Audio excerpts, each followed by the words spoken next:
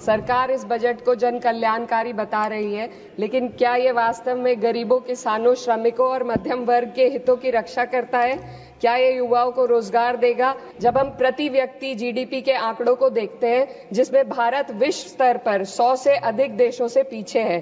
सरकार दावे करती है कि भारत की अर्थव्यवस्था दुनिया में सबसे तेजी से बढ़ रही है, लेकिन इस विकास का लाभ केवल अमीरों को मिल रहा है। देश की शीर्ष 1% अमीरों के पास 40% से अधिक संपत्ति है, जबकि करोड़ों लोग 2 वक्त की रोटी के लिए संघर्ष कर रहे हैं। यह आर्थिक असमानता लगातार बढ़ रही है क्योंकि सरकार की नीतियां बड़े उद्योगपतियों को फायदा पहुंचाने के लिए बनाई जा रही है, जबकि गरीबों और मध्यम वर्ग को महंगाई और टैक्स के बोझ तले दाबा जा रहा है। जब यह सरकार सत्ता में आई थी तब $1 लगभग 60 रुपए के बराबर था और आज 83 तक पहुंच गया है। 2025 के वित्त विधेयक पर अपने विचार रखने के लिए खड़ी हूं। सरकार इस बजट को जन कल्याणकारी बता रही है, लेकिन क्या ये वास्तव में गरीबों, किसानों, श्रमिकों और मध्यम वर्ग के हितों की रक्षा करता है? क्या ये युवाओं को रोजगार देगा? क्या महंगाई में राहत देगा?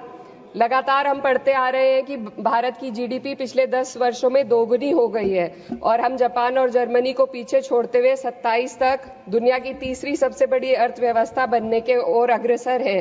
लेकिन यह उपलब्धि तब फीकी पड़ जाती है जब हम प्रति व्यक्ति जीडीपी के आंकड़ों को देखते हैं, जिसमें भारत विश्व स्तर पर 100 से अधिक देशों से पीछे है। 23-24 के लिए स्थिर कीमतों पर प्रति व्यक्ति जीडीपी केवल 1,24,600 रुपए है। ये कोई आश्चर्य की बात नहीं कि सरकार इस डेटा पर बात करने से बचती है, क्योंकि वे ये नहीं समझा सकते कि पूरे देश की जीवन स्तर में वृद्धि क्यों नहीं हो रही। वे ये नहीं बता सकते कि देश में इतनी गहरी आय असमानता क्यों बनी हुई है और आम नागरिकों को आवश्यक सेवाओं तक पहुंचने में इतनी कठिनाइयां क्यों होती हैं। सरकार दावे करती है कि भारत की अर्थव्यवस्था दुनिया में सबसे तेजी से बढ़ रही है, लेकिन इस विकास का लाभ केवल अमीरों को मिल रहा है। आज हमारे देश में शिक्षित युवा नौकरी की तलाश में दर-दर भटक रहा है। सरकारी नौकरियों में लाखों पद खाली पड़े हैं, लेकिन भर्ती नहीं हो रही। निजी क्षेत्र में भी नौकरियों की संख्या घटती जा रही है। उधर देश की शीर्ष 1% अमीरों के पास 40% से अधिक संपत्ति है, जबकि करोड़ों लोग 2 वक्त की रोटी के लिए संघर्ष कर रहे हैं। यह आर्थिक असमानता लगातार बढ़ रही है क्योंकि सरकार की नीतियां बड़े उद्योगपतियों को फायदा पहुंचाने के लिए बनाई जा रही है, जबकि गरीबों और मध्यम वर्ग को महंगाई और टैक्स के बोझ तले दाबा जा रहा है। जब यह सरकार सत्ता में आई थी तब $1 लगभग 60 रुपए के बराबर था और आज 83 तक पहुंच गया है। Sir 2 minute. रुपए की इस गिरावट का सीधा असर आम जनता पर पड़ता है। इस सरकार की मौजूदा वित्तीय नीतियां पूरी तरीके से अमीरों के पक्ष में झुकी हुई है। भारत एक समाजवादी देश है जहां सरकार का कर्तव्य है कि शिक्षा, स्वास्थ्य, यातायात जैसी बुनियादी सुविधाओं का लाभ अपने नागरिकों को पहुंचाए और उन्हें समान अवसर और सुरक्षा दे।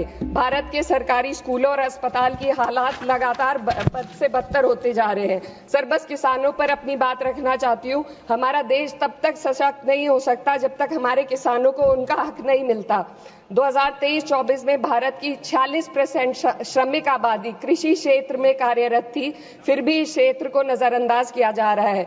सरकार किसानों की आय दुगनी करने का वादा करती है, लेकिन असलियत यह है कि खेती की लागत बढ़ रही है, जबकि किसानों की आमदनी स्थिर बनी हुई है। ट्रैक्टर और हार्वेस्टिंग मशीनों पर 12% जीएसटी में सर 1 मिनट सर, किसानों का मुद्दा है, बस 1 मिनट सर, खत्म कर लें।